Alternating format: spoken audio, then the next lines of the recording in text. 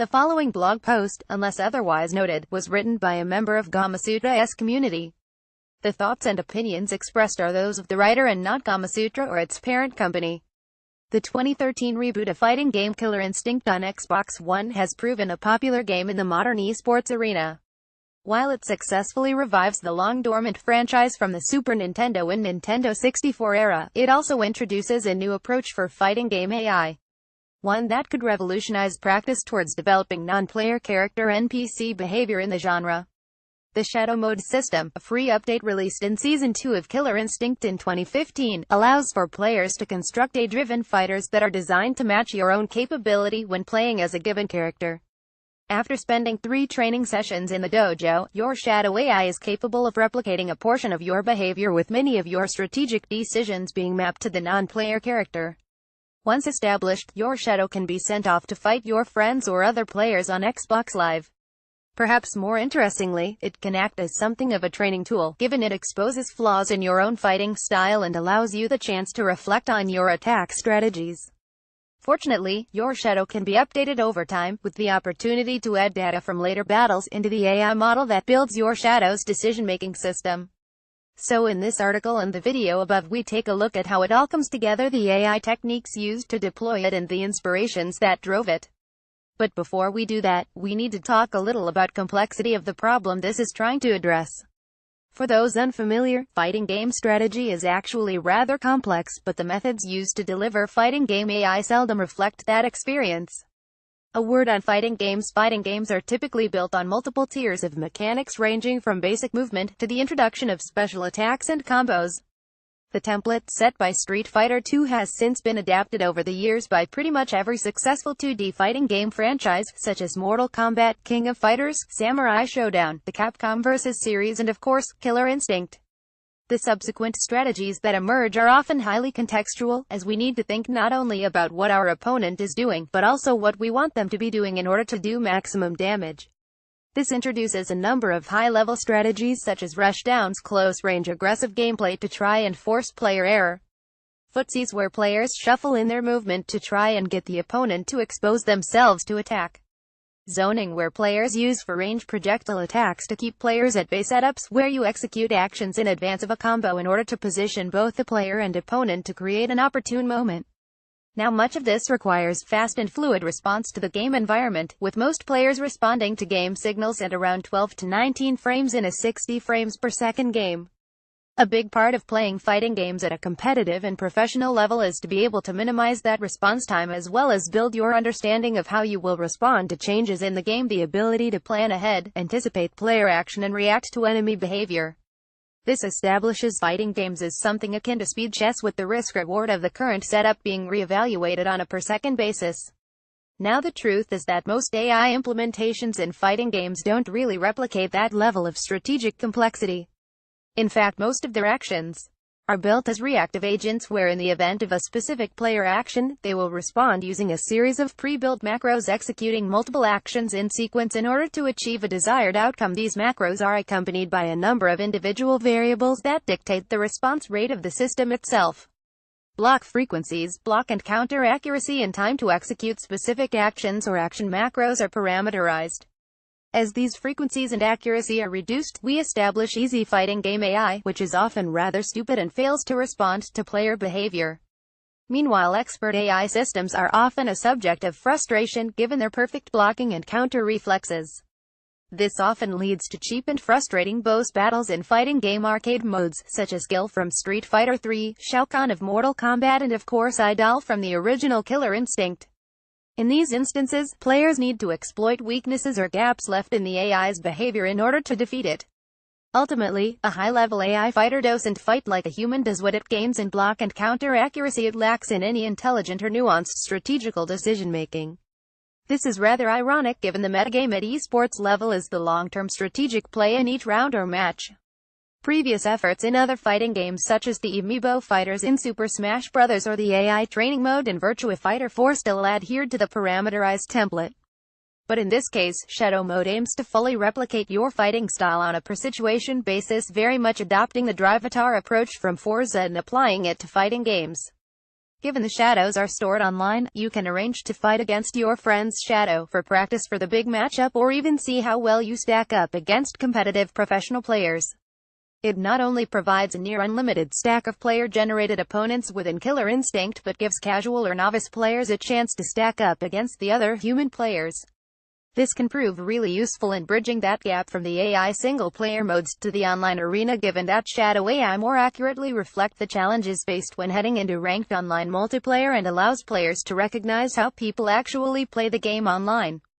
The Shadow AI system. The Shadow AI that is built for a given character is achieved by recording every action in every match that the player participates in.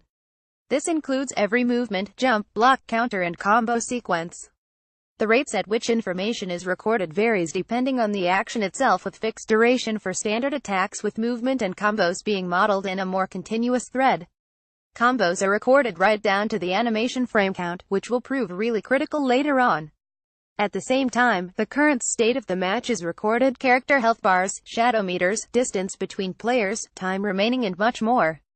The Shadow system records every single piece of information in a given match, with absolutely zero data being ignored.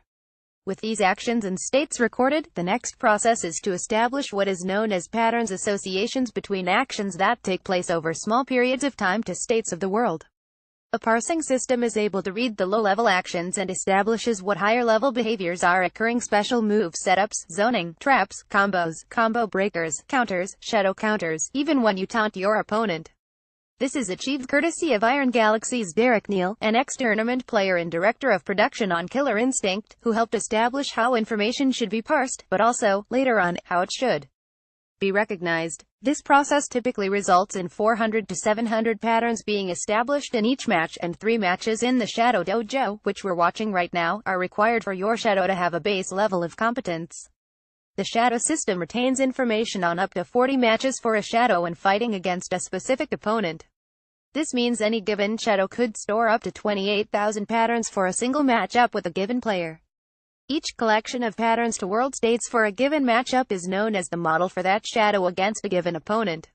With that model in place, we now have a collection of pairings that tell us in a given state what our shadow should do to mimic the player's behavior.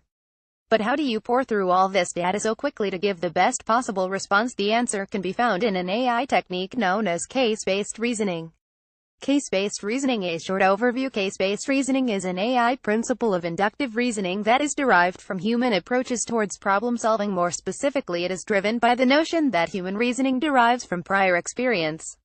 By modeling our prior experiences, we can then make intelligent decisions towards new problems by considering how similar they are to ones we have already solved. Case-based reasoning is typically modeled as a 4-step process, sometimes referred to as the 4Rs: retrieval, reuse, revision, and retention, that is driven by modeling examples of a given problem and the action made to resolve it, known as cases. Having accrued a collection of cases stored in a compact but quickly accessible format, we can then use the 4R methods to make intelligent decisions, but also update and maintain our knowledge base. Retrieval is the process of finding previous problems similar to the one we are in now by assessing their applicability. Reuse is when we then use these retrieved cases to find the appropriate action to take. Revision evaluates how well the chosen action performed and updates whether it proved practical in the situation we were in. Retention is the process of deciding whether this specific case we have encountered is relevant for storing for future use as an individual case. This process enables a decision-making system that generalizes our previous experiences in order to make intelligent decisions in the future, but can also update our knowledge of the problem the more times we discover it. It's a technique that proves highly useful in commercial and industry areas where a continued influx of new data can be used to improve its accuracy.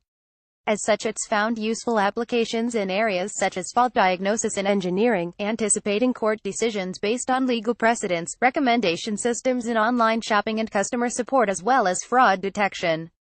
The application of this process to shadow mode now makes sense. The recording of actions and states as patterns are the cases used by the reasoning system. The tricky part is how this information can then be retrieved and updated in real time during a match. So let's take a look at how that works. Model retrieval for Shadow AI. Given the large set of action patterns, the trick is to now make the right decision at any point during a match. Bruce Hales of Iron Galaxy, developer of the Killer Instinct Shadow AI, revealed that the system is reliant upon a known as nearest neighbors, where over 40 metrics are used to define how similar a state from a recorded pattern is to those currently happening in-game. These metrics range from recognizing if both players are on the ground or in the air, to more nuanced understandings of play, establishing whether the player is playing defensively or ready to commit anti-air attacks. Some metrics are even character-specific, such as the locations and status of Maya's knives. Using these metrics, the retrieved collection of actions in those gameplay patterns provide viable option for the Shadow to execute. The Shadow AI then ranks based on the perceived value of each action and selects what it deems appropriate, but with a small probability may switch to a lower-ranked action in order to trick its opponent. Now, in order for this process to be accurate, the system often records data in a way that is relative to a specific in-game moment, rather than a 100% accuracy to the original state. So, for example, distance and health are often recorded relative to your opponent rather than specific values. This means that the action associated with that pattern will be applicable in different circumstances, allowing for the system to establish context. Retrieval also considers the sequence of actions preceding the current moment in the game such that it can establish the appropriate response. If it's clear that the opponent is setting up an attack, the Shadow can respond with a counter.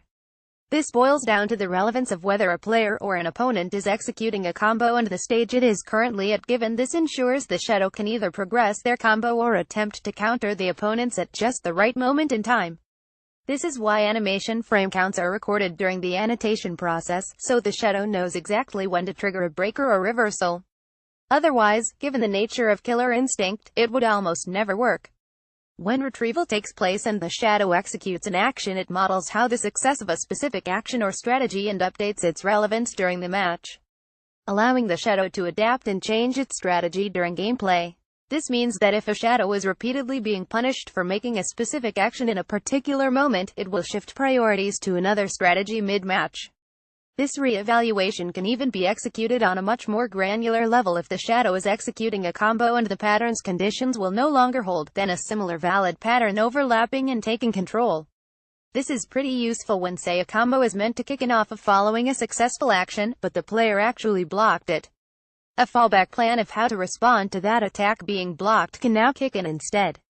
However, the system is still limited in many respects due to the expert knowledge required to craft it, as well as the data it needs to accumulate from training.